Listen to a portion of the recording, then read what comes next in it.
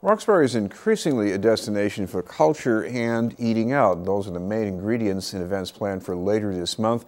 The Roxtoberfest, the Open Studios, and a fundraiser called Heart of the Hub. Our guest is from one of the organizations involved, Discover Roxbury. We'd like to welcome the Executive Director, Derek Lumpkins. Thank you very much for being with us, Thank Derek. you.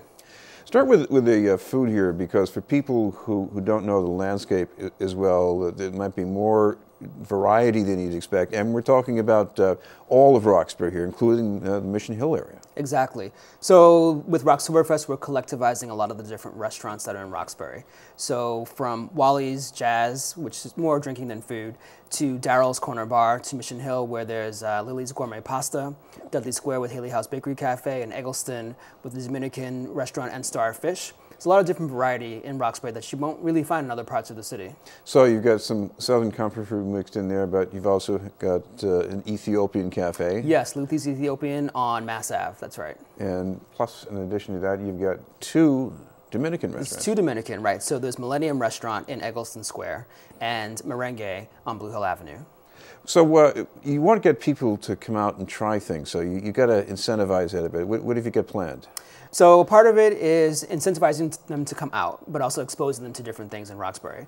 So in order to receive the deals, so there are deals involved with Roxtoberfest, we ask them to wear a Roxtoberfest t-shirt, which I have here, and has a nice bright yellow and blue Roxtoberfest on it. And patrons who wear the t-shirt to the restaurants receive maybe 2-for-1 apps or some other type of discount at the time of purchase. Of course, part of the other thing here is a message that if you're looking for interesting, very enjoyable food, it's not just about the north end, the south end, and the back bay. We get places Roxbury, East Boston, Dorchester, so you've really got some nice stuff there, and it's, I guess, a bit more affordable too, maybe. It's definitely more affordable. Part of the reason that we started this was because the price points for the restaurants in Roxbury are already too low for a normal restaurant week. But we still wanted to give them some exposure and give them the chance to be marketed collectively as a restaurant group. And so that's how we began Roxtoberfest 3 years ago.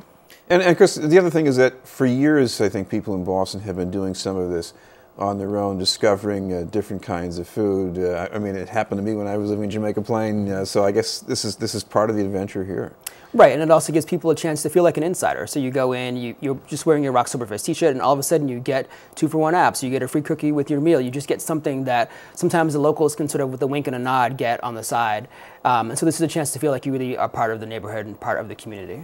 Now, this is also being interwoven with the Open Studios. So talk about how these two things might overlap a bit for people. Okay, so Roxtoberfest runs from October 2nd through the 8th. And Roxbury Open Studios is part of that. So in addition to the meal deals at different restaurants, there are also cultural events happening during that period of time, of which one of those is Roxbury Open Studios. So that's from October 4th through the 7th, actually.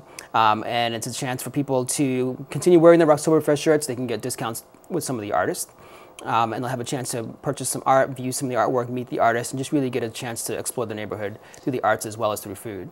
Now talk about how these things really sort of feed into the neighborhood, because artists, when they do work at Open Studios, they could be doing any kinds of things, but there's usually a way that the neighborhood flavor creeps in. Yes, so with Roxbury, there are a lot of people with Caribbean backgrounds, with African backgrounds, with a lot of different backgrounds that you don't necessarily find in such a high concentration in other neighborhoods.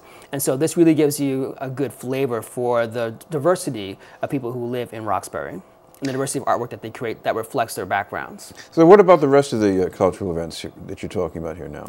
So let's see, at the Shirley Eustace House, there is a Colonial Heritage Day where people can get to experience what life was like in colonial times. With Historic Boston Incorporated, they will be doing tours of the Eustace Street Burial Ground, and I believe that there will be a poet who will be reciting poetry as you walk through the cemetery. And Hibernian Hall will also be organizing a concert with an Ethiopian flavor. Now you talk about that burial ground, it's only a couple of blocks from Dudley Square, and you can't walk through there without seeing names that look like street signs, Yes. and there you get the story. Right, exactly. So some of the founding fathers of Roxbury are there. So the Warrens, the Dudleys, the Eustace families, and some other families are there. So it's a very historic burial ground. It's one of the oldest in the city. It's the oldest in Roxbury. And it's sort of like looking at the neighborhood condensed, all the street names condensed into one small area. And the Shirley Eustace House is really former governor's mansion. Exactly. It used to be waterfront property, too. Exactly. So just on that hill behind the house, there used to be a dock. And so the colonial governor would just walk down to the dock, get on a boat, and then sail to the old State House when that was also waterfront property. Also in the calendar, you have an event called Heart of the Hub. And this does involve art, but there's more to it. Right. So Heart of the Hub is our annual celebration and fundraiser. And it's a time where we celebrate all of the assets, physical and cultural assets of Roxbury. So we have live music, we have a silent auction, there's a Taste of Roxbury reception, so local caterers all get together and they provide food for the attendees. And we have the annual Roxbury Pudding Stone Awards, which are awarded to people for their work in preserving Roxbury's physical and cultural assets. Anything you can tell us about people getting awards this year? The three awardees are Glenn Lloyd, who is the owner of City Fresh Foods, Paul Goodnight, who's an artist, and Clarence Jeep Jones, who works in the BRA, and he's been a local activist for generations. So we should mention, if people want to find out about Heart of the Hub, any way they can follow up on that and get information about the other events as well? Sure. For all the events, they can come to our website, which is discoverroxbury.org. All right. Thank you very much for being with us. Thank you. From Discover Roxbury, Derek Lumpkins.